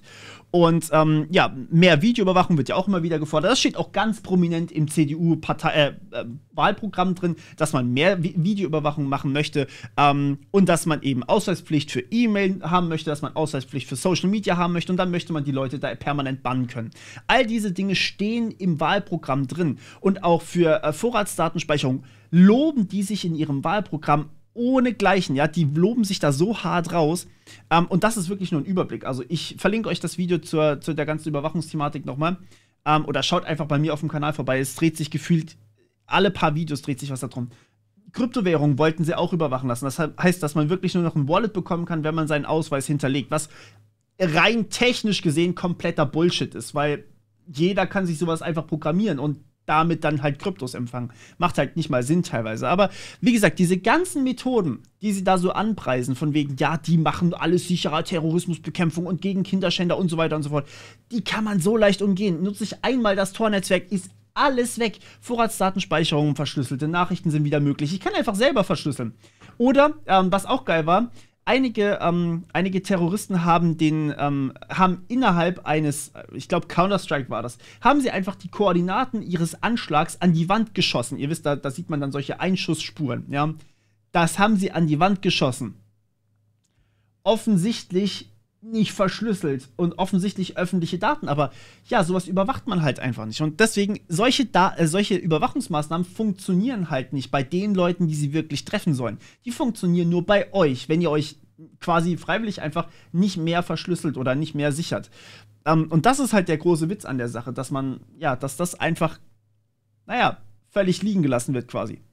Die CDU will immer und immer und immer mehr Überwachung. Das ist natürlich grundsätzlich etwas Kritisches, weil so eine totale Kontrollmacht der Bevölkerung gegenüber natürlich auch missbraucht werden kann. Auch wenn die meisten Leute in diesen Behörden bestimmt ganz nice Menschen sind, kann man ja nicht naiv davon ausgehen, dass diese Macht niemals missbraucht wird. Auf den Einwand, dass diese riesige Kontrollmacht spätestens dann zum Problem wird, wenn sie zum Beispiel in die Hände der AfD fällt, sagt der CDU-Innenminister übrigens das. Dann habt ihr doch der AfD die Infrastruktur für die Überwachung ihrer missliebigen Leute, und das müssen nicht nur die Verbrecher sein, sondern auch vielleicht Juden, Moslems, Flüchtlinge und so weiter gegeben. Und Fun Fact, auch Journalisten wurden mit dem Staatstrojaner überwacht, wo wir jetzt gerade bei diesem ganzen Thema sind. Es wurden Journalisten überwacht und es sind Menschen daran gestorben. Nicht in Deutschland, aber es sind Menschen daran gestorben. Wie gesagt, Video kommt. Und das ist tatsächlich alles hier mitfinanziert oder mitgetan quasi von ihm hier, Horst Seehofer, unser Innenminister, wie gesagt. Aber da ist doch die beste Antwort, die AfD nicht zu wählen. Wow.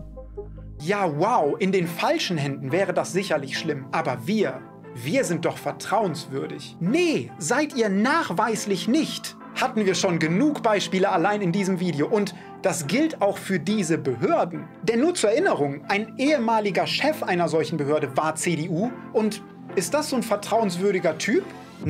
Und steht, by the way, immer noch zur Wahl.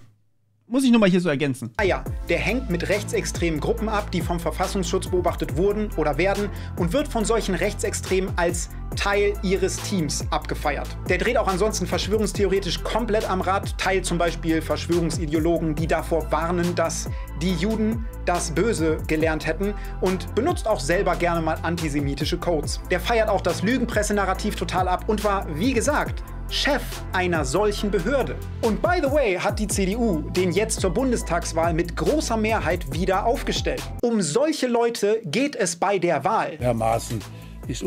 Und Fun Fact auch noch, wusstet ihr, dass über 20 Polizisten haben die Privatadresse von Helene Fischer abgefragt über diese Maßnahmen. Die haben einfach gesagt, ey, yo, wo wohnten die? Auch wenn es eigentlich keinen Grund dafür gab. Das muss man auch mal sagen. Die können dann einfach nachgucken, wo Menschen wohnen und mal vorbeigucken. So, ich meine, es gibt nicht umsonst so viele Hausdurchsuchungen beim Chaos Computer Club. Das ist halt einfach, ja. Unbestreitbar Demokrat. Er ist nicht Antisemit und er verbreitet auch keine antisemitischen Texte. Was hat er Falsches gesagt?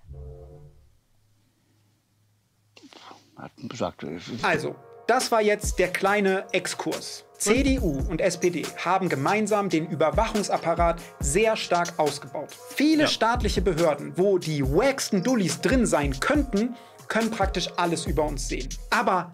Und da habe ich immer die größte Befürchtung vor. Ganz ehrlich, bei GroKo kommt immer mehr Überwachung zustande. Bei keiner anderen Koalition war so viel Überwachung wie bei GroKo. Das ist richtig, richtig schlimm. Deswegen... Ja, wir haben ja noch nicht Wahl, wir haben ja am Sonntag erst Wahl, deswegen, wenn ihr noch nicht Briefwahl gemacht habt, dann überlegt euch wirklich gut, ob ihr die beiden drin haben wollt. Also, das nur so am Rande. Wir dürfen nicht mal wissen, mit welchen großen Unternehmen sich die mächtigsten Politiker in diesem Land treffen und was sie da besprechen. Ich möchte das an dieser Stelle ganz deutlich sagen. Das ist kein leichtes Ungleichgewicht. Das ist ein von Grund auf kaputtes System, das natürlich ein Stück weit Vertrauen in unsere funktionierende Demokratie zerstört und das leider absolut zu Recht. So, bevor wir jetzt gleich zum größten Finanzskandal ever kommen, möchte ich vorher noch über einen ganz besonderen Politiker sprechen.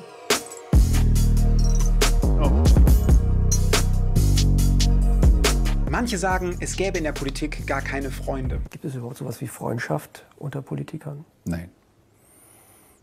Ja, das kann man mega schnell. Das ist unangenehm. Nein. Horst, wer hat dir wehgetan? Aber okay, irgendwie hat ja jeder Freunde oder Family. Und auch da gab es in der Vergangenheit schon Korruptionsaffären, wie zum Beispiel die Verwandtenaffäre. Da hatten super viele Abgeordnete Ärger bekommen, weil sie Familienmitglieder auf Staatskosten als MitarbeiterInnen beschäftigt hatten. Ich blende hier mal die Parteien der Abgeordneten ein, die darin involviert waren. Ganz kurz, da wo ich bin, ja, da ist auch alles CDU. Uff, das kann man nicht anders sagen. Überraschung, ich weiß. Aber im letzten Jahr geht der krasseste Fall, Freunden oder Freundesfreunden einen Gefallen zu tun, egal jetzt ob gewollt oder nicht, eindeutig an Jens Spahn. Der CDU-Gesundheitsminister hat nämlich einen Anruf bekommen von Andrea. Ich weiß nicht, wie Andrea aussieht, ich wollte jetzt nicht zu tief dingen, weil ich respektiere ihre Privatsphäre, deswegen das jetzt Andrea. Sie ist die Tochter von einem Dude, der mal sehr hoher CDU-Politiker war und deswegen krass connected. Andrea rief also Jens Spahn an und meinte, ey Jens, ihr müsst doch gerade so viele Masken kaufen. Ich kenne da ein Unternehmen, die sind cool, kauf doch von denen. Und Jens dann so, ja, klingt gut. Und dann wurde daraus ein Deal für so 700 Millionen Euro. Aber die Staatsanwaltschaft ermittelte dann, weil die Masken offenbar überteuert waren. Also so überteuert, dass von diesen 700 Millionen Euro Steuergeldern bis zu 200 Millionen allein bei den reichen Unternehmern als Gewinn hängen geblieben ist. Und die Andrea, die ja Jens Spahn davon überzeugt hat, soll dafür so 30 bis 50 Millionen Euro bekommen. Really? Da gab's keinen besseren Deal als das. Stellt euch mal vor, ihr müsstet nie wieder arbeiten. Eure Kinder, eure Enkel auch nicht. Die dürften über Generationen im Luxus leben. Und zwar einfach nur, weil ihr durch Familie und Freunde die Nummer von einem der wichtigsten Politiker habt. Und nur deshalb zig Millionen Euro, die letztlich Steuergelder waren, zu euch schieben könnt. Der Jens Spahn, der hat grundsätzlich so ein paar Moves, von denen er, seine Freunde oder seine Partei total profitieren und die teilweise extrem shady sind, aber wir haben jetzt nicht die Zeit, die alle zu erklären. Denn im nächsten Part kommt der mit Abstand krasseste Krimi in diesem Video. Oh ja. Und Wirecard kommt danach noch. Olaf Scholz, der Kanzlerkandidat der SPD, war schon in so ein paar ziemlich ungeilen Sachen drin verwickelt. Zum Beispiel hat er mal in Hamburg eingeführt, dass die Polizei Menschen zwingen darf, Brechmittel zu nehmen, was halt total mit deinem Körper fickt und du halt kotzen musst. Davor sagte die Innenbehörde und ein Gericht, dass es unnötig zur Beweissicherung wäre, dass es gegen die Menschenwürde geht und medizinisch war völlig klar, dass man davon sterben kann. Auch die Hamburger Ärztekammer meinte, dass das aufgrund dieser Lebensgefahren natürlich nicht zu verantworten wäre. Olaf Scholz meinte aber, nee, das ist gesundheitlich unbedenklich, was natürlich die Unwahrheit war. Und naja, danach wurde einem Teenager in Hamburg gegen seinen Willen Brechmittel so reingepumpt, dass er daran gestorben ist. Seine letzten Worte waren, ich werde sterben. Und trotzdem fand Olaf Scholz diese Methode danach immer noch richtig, hat sie verteidigt und sogar grundsätzlich als alternativlos bezeichnet, was sie ja laut Innenbehörde und Gericht natürlich nicht war. Erst Jahre später wurde das beendet und auch nur, weil der Europäische Gerichtshof für Menschenrechte diesen Brechmittelzwang in Deutschland als menschenrechtswidrig verurteilt hat. Also, und das ist jetzt nur eine nüchterne Tatsache. Es wurde nicht mal nur so verurteilt, das wurde tatsächlich als Folter deklariert. Olaf Scholz hat Folter eingesetzt, Foltermethoden. Das ist absolut problematisch. Olaf Scholz hat mit nachweislichen Unwahrheiten eine menschenrechtswidrige Sache eingeführt, durch die ein Teenager getötet wurde. Ich werte das jetzt nicht, es sind nur Fakten. Okay, diese Geschichte war jetzt nur so am Rand, weil eigentlich hat das ja gar nichts mit Korruptionsaffären oder Machtmissbrauch zu tun. Aber was solche Themen angeht, ist Olaf Scholz halt auch nicht unauffällig. Und dazu erkläre ich jetzt kurz den größten Finanzskandal ever. Ihr habt vielleicht schon mal von Cum-Ex gehört. Klingt ein bisschen weird, aber ist grundsätzlich... Viele sprechen es übrigens auch Cum-Ex aus. Es heißt Cum-Ex, ja.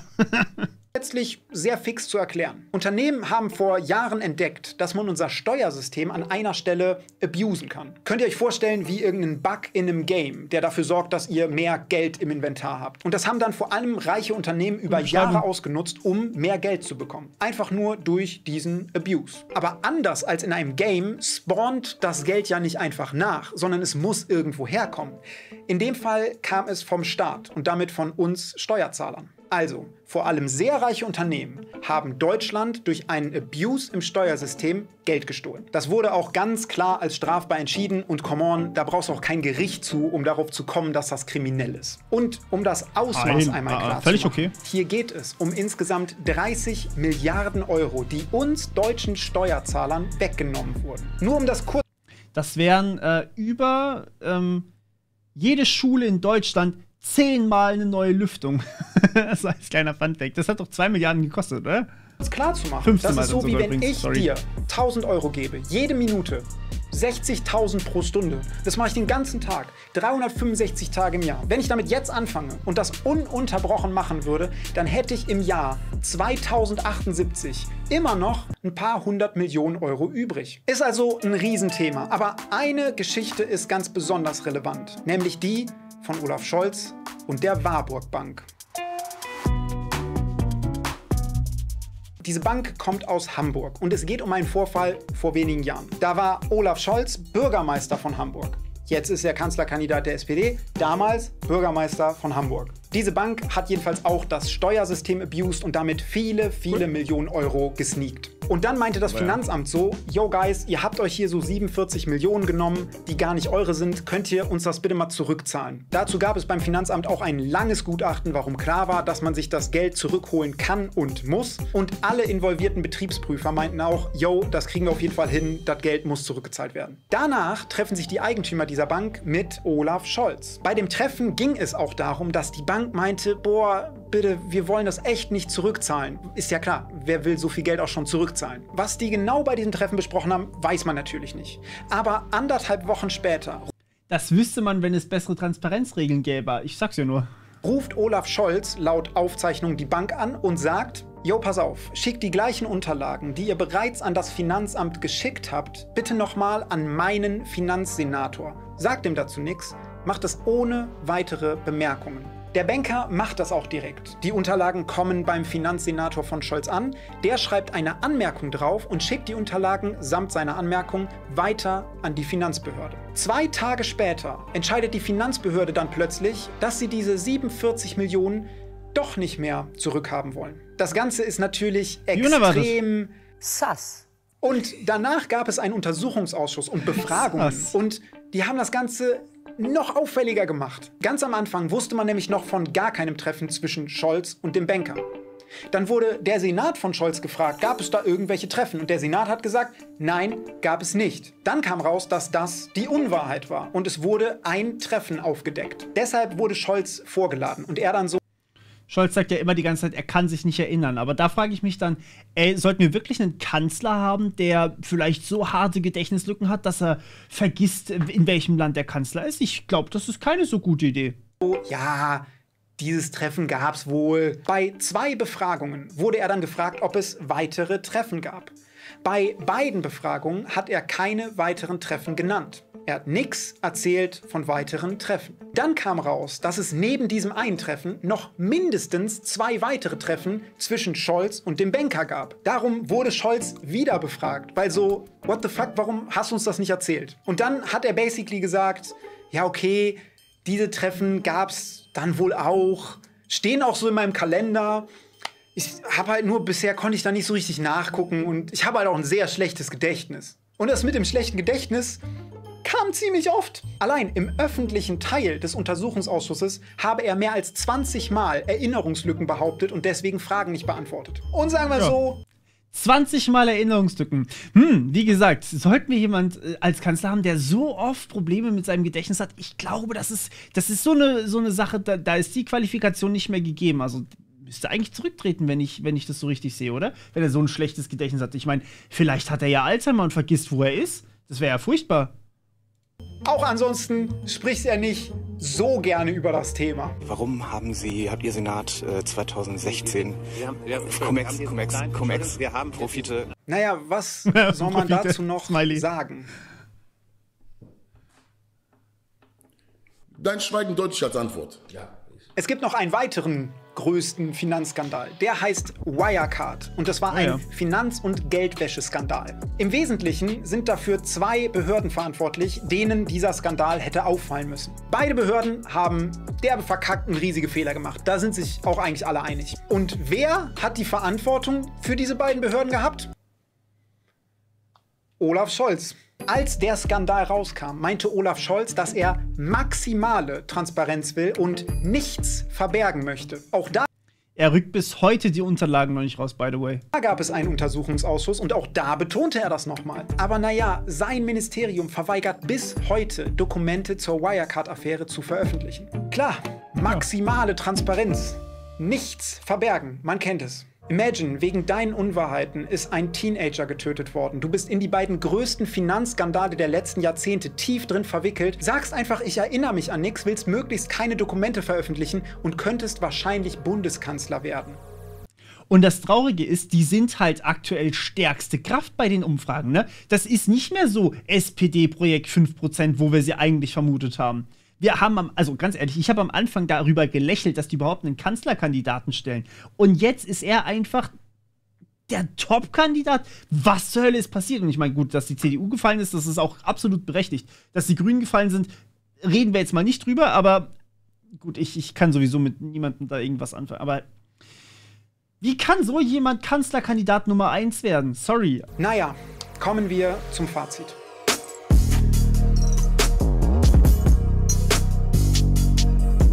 Okay, in den letzten beiden Videos und auch in diesem ging es ja jeweils um Fehlverhalten bei allen Parteien. Trotzdem kam auch wieder bei diesem Thema sehr viel die CDU vor. Und zwar nicht nur bei meinem Video hier, sondern grundsätzlich im Journalismus. Sucht mal bei Zeitungen nach Themen wie Lobbyismus und Korruption. Da kommt auch fast nur CDU. Das liegt nicht daran, dass Zeitungen oder ich lieber über die eine Partei sprechen wollen und runterspielen wollen, was die anderen machen. Sondern es liegt daran, dass die CDU auch in diesem Thema wieder mit Abstand am meisten Shit abzieht. Wenn die Realität sehr einseitig ist, dann wird auch eine neutrale journalistische Darstellung immer sehr einseitig aussehen. Ich habe sogar, um ganz sicher zu gehen, dass ich auch hier keine relevanten Infos weglasse, unabhängige Organisationen wie Lobby Control oder Abgeordnetenwatch gefragt, ob es irgendeine Affäre von den Grünen oder Linken gibt, die hier in diesem Video fehlt. Also irgendeinen Fall bei denen halt, der ansatzweise auf dem Level von diesem Video hier mitspielt. Aber die konnten mir auch keinen nennen. Also ja, dieses Thema ist auch einfach wieder sehr CDU-lastig und wir haben nicht mal über alle krassen Fälle gesprochen. Allein. So, jetzt machen wir mal ganz kurz Pause hier.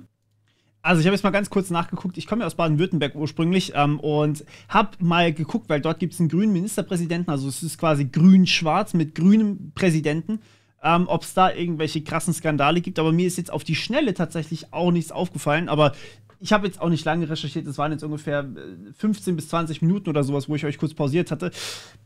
Keine Ahnung. Also ihr könnt da gerne mal nochmal selber gucken, einfach mal Google anschmeißen und versucht bitte bei den Quellen auf faktisch belegte Quellen euch zu beziehen. Also versucht mehrere Quellen zu einem Thema zu holen. Also sowas wie, ich habe zum Beispiel gerade gefunden, Winfried Kretschmann, das ist der Ministerpräsident von den Grünen, sei Mitglied bei den Freimaurern etc. Das sollte man fact-checken, bevor man sowas glaubt, weil wenn man dann irgend so einen WordPress-Blog hat, den kann jeder aufsetzen. Das muss jetzt nicht unbedingt wirklich was sein. Schaut, ob ihr vielleicht was findet bei Zeitungen wie Spiegel oder Zeit oder Süddeutsche oder Tagesschau oder halt generell irgendwo in Medien, die man kennt, was findet.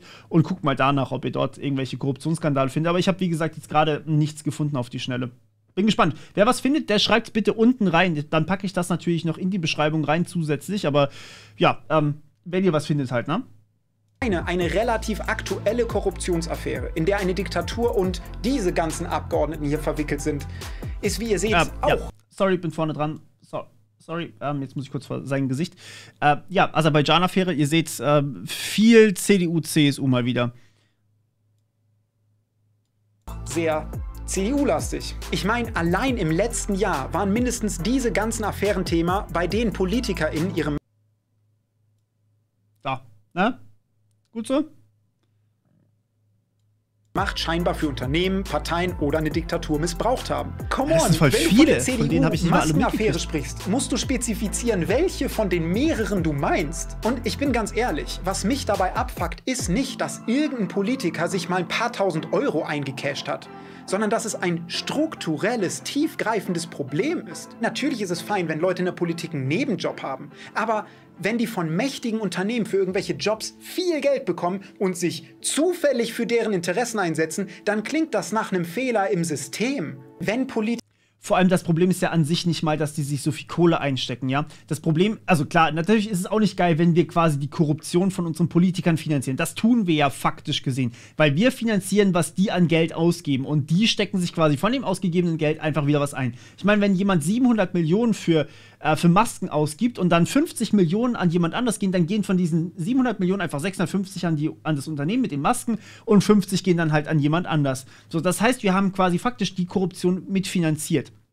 Das ist aber noch nicht mal das, was mich stört. Am Ende kommen halt einfach Gesetze raus, die uns als Bürger eher schaden und nicht gut tun. Und das ist ja genau das, was eigentlich nicht sein sollte. Wir kriegen dann quasi Gesetze, die sagen, ey, yo, Internetausbau wird jetzt nicht so schnell vorangetrieben, weil die haben uns halt einfach nicht so viel Kohle gegeben. Das heißt, die Politiker fordern dann quasi schon fast ein, gebt uns Kohle, sonst blockieren wir euch, wie wir nur können und bauen einfach das Internet nicht weiter aus. Gebt uns Kohle, damit wir irgendwas machen. Bahnausbau ist noch so ein Thema. Das sind halt Unternehmen, die sind staatlich oder halt nicht staatlich, aber die Bahn gehört zu den größten Mehrheiten, ich glaube eigentlich sogar, dass es 100% sind, aber da nagelt mich bitte nicht drauf fest.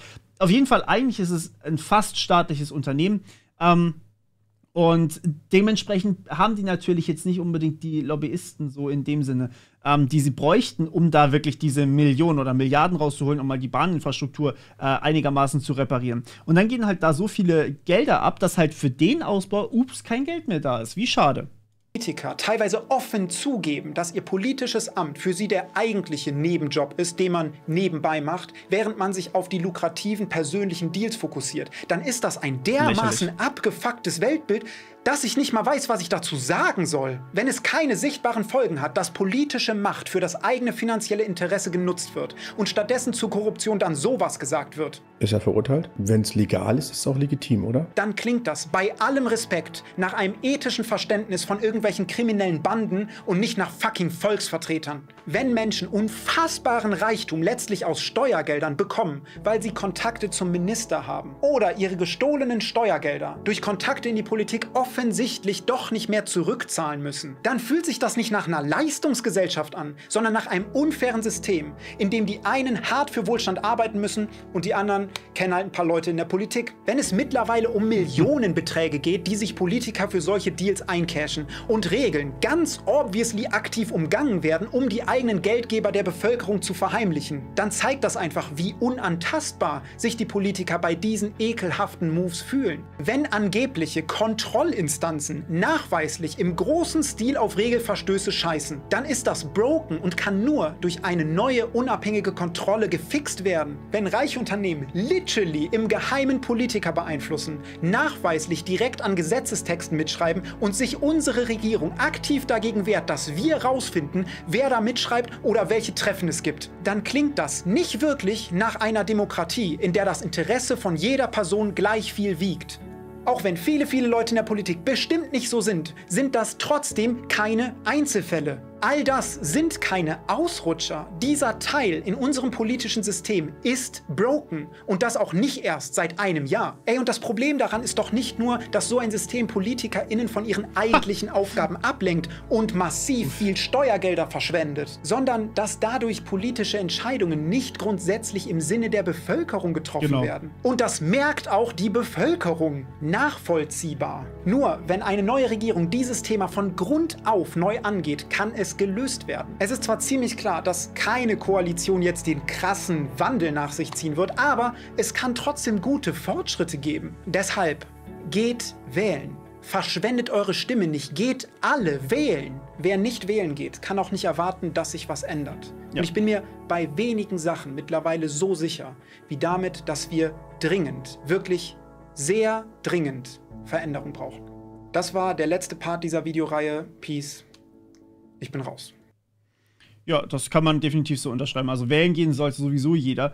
Und wenn ihr Eltern habt oder wenn ihr, jeder hat Eltern, ich weiß, Eltern oder Großeltern habt, die diese Themen vielleicht noch nicht kennen oder nicht so verfolgt haben, gerade diese ganzen Maskendeals sind irgendwie wieder ins Hintertreffen geraten. Momentan macht ja gefühlt jeder nur Wahlkampf mit seinem Kandidaten. Und das ist halt natürlich einfach der größte Quatsch überhaupt. Man hat einfach nicht einen Kandidaten. Der Kandidat ist danach halt vielleicht der Kanzler oder die Kanzlerin.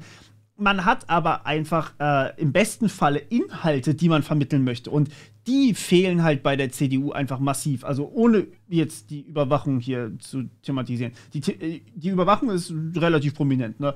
Aber das ist halt genau der Punkt. Wenn man nach Kanzlersympathien geht, dann geht es einfach nur darum, wie gut kann dieser Mensch öffentlich reden? Wie gut kann dieser Mensch vielleicht die Klappe halten, wenn es drauf ankommt? Oder wie gut oder wie manipulativ ist eigentlich dieser Mensch? Und ich habe mit meinen Großeltern drüber geredet. Meine Oma hat gesagt, sie wäre Team Söder. Da habe ich erstmal das große Kotzen gekriegt und ihr eine halbstündige Tirade gehalten, was die CDU oder die CSU jetzt in der letzten Pandemie quasi alles verbockt hat, weil sie alle irgendwie meinen, dass wir das ganz gut gedeichselt haben.